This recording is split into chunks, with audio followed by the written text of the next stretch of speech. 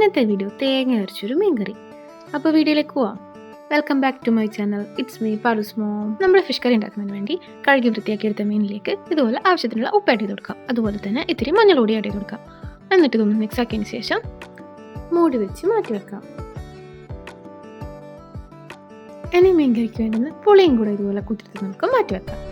ഇനി വേണ്ടത് ചോപ്പ് ചെയ്ത ഇഞ്ചി, വെളുത്തുള്ളി, ചെറിയുള്ളി, കറി ലീവ്സ്. ഇനി കറിക്കുള്ള അരവ് തയ്യാറാക്കാം. അതിനായി ഒരു കടായിലേക്ക് മല്ലിപ്പൊടിയും ആവശ്യത്തിനുള്ള മുളക് പൊടിയും കൂടെ ആഡ് ചെയ്യുക. ഒന്ന് നന്നായിട്ട് മിക്സാക്കി എടുക്കുക.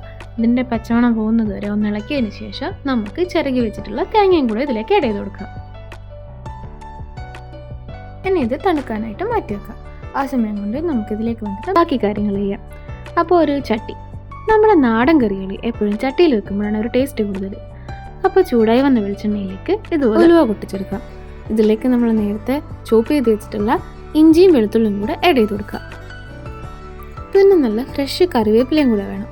അപ്പോൾ ഈ ഇഞ്ചിയും വെളുത്തുള്ളിയും ഒന്ന് മൂത്ത് വരുന്ന സമയം കൊണ്ട് ഒരു തണ്ട് കറിവേപ്പിലയും കൂടെ ഇതിലേക്ക് ഇട്ട് കൊടുക്കുക. അത് കഴിഞ്ഞ് നമുക്കിതിലേക്ക് നമ്മൾ അരിഞ്ഞു വെച്ചിട്ടുള്ള ഉള്ളിയും കൂടെ ചേർത്ത് കൊടുക്കാം. ഇത് നമ്മുടെ ചെറിയ ഉള്ളിയും സവാളയും മിക്സാണ്. രണ്ടും പകുതി പകുതി എടുക്കുക.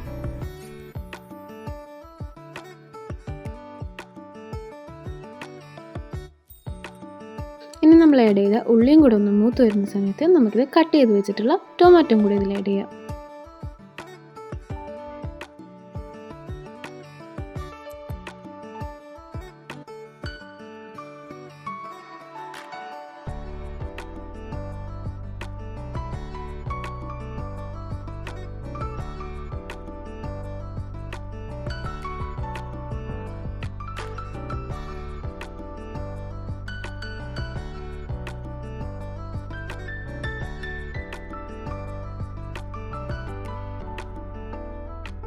ഇനി നേരത്തെ മാറ്റി വെച്ച തേങ്ങയും കൂടെ ഒന്ന് അരച്ചെടുത്ത് ഇതിലേക്ക് ആഡ് ചെയ്ത് കൊടുക്കാം.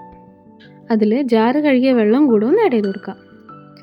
ഈ സമയത്ത് തന്നെ നമുക്ക് പുളി ഒഴിഞ്ഞ് അതിൻ്റെ വെള്ളം കൂടെ ഇതിലേക്ക് ഒഴിച്ചു കൊടുക്കാം.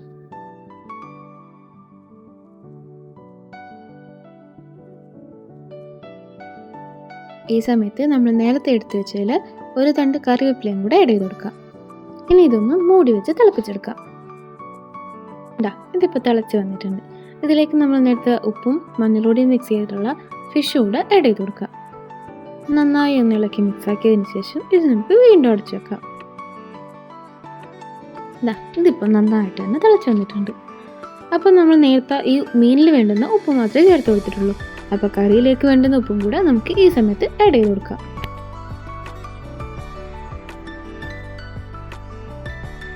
മീന് കൂടുതൽ ഉടഞ്ഞു പോകാതെ വേണം ഇളക്കി കൊടുക്കാൻ. നമ്മുടെ ഈ മീനിന് വേവ് ഇത്തിരി കുറവാണ്. അപ്പോൾ കൂടുതൽ സമയം തിളച്ച് കുറുകേണ്ട ആവശ്യമൊന്നുമില്ല. അപ്പോൾ നമ്മൾ ബാക്കി എടുത്ത് വെച്ചിട്ടുള്ള ഒരു തണ്ട് കറിവേപ്പിലയും ഈ സമയത്ത് ആഡ് ചെയ്ത് കൊടുക്കാം. അതുപോലെ തന്നെ നല്ല ഫ്രഷ് പച്ച വെളിച്ചെണ്ണയും കൂടെ ഈ സമയത്ത് ആഡ് ചെയ്ത് കൊടുക്കാം. അപ്പം നമ്മളെ കറി ഇവിടെ റെഡി ആയിട്ടുണ്ട്. ഇത് നമുക്കിനി ചൂടോടുകൂടി സെർവ് ചെയ്യാം. എൻ്റെ റെസിപ്പീസ് ഇഷ്ടപ്പെടുകയാണെങ്കിൽ വീഡിയോ ഒന്ന് സബ്സ്ക്രൈബ് ചെയ്യണേ.